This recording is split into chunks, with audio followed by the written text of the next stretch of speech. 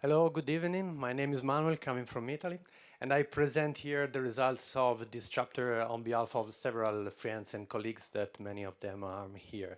We have basically two ways to study the variability in the ocean, in the environment in general, but in the ocean. So one is the use of numerical modeling, and one and the other one is the use of field observation. So in this chapter, we present the results of a large collaboration among several scientists from 5 countries and 10 research institutions.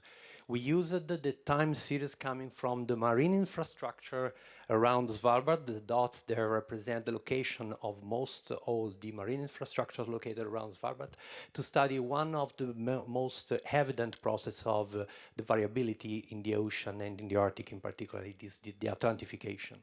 The Atlantification is defined as the increasing influence of Atlantic water in the Svalbard region.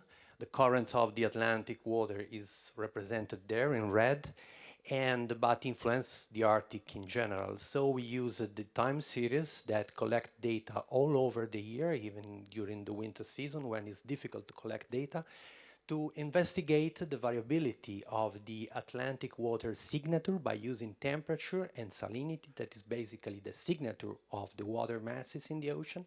And we use to identify the variability both in the fjord system and in the offshore area.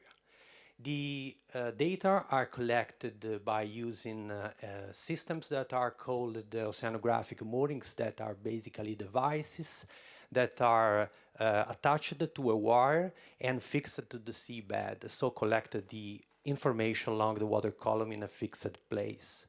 So it's challenging to maintain this system for a long time in the ocean. Here we present data for almost 20 years of information collected in the water, because it's difficult. What I'm seeing is because sometimes it's difficult to retrieve this instrument if there is sea ice in the location of the mooring. The bad weather also prevent the retrieve of the instrument, and in this sense we must have also some luck in working with moorings, but we also need a lot of collaboration and coordination among all the researchers that are working around Svalbard.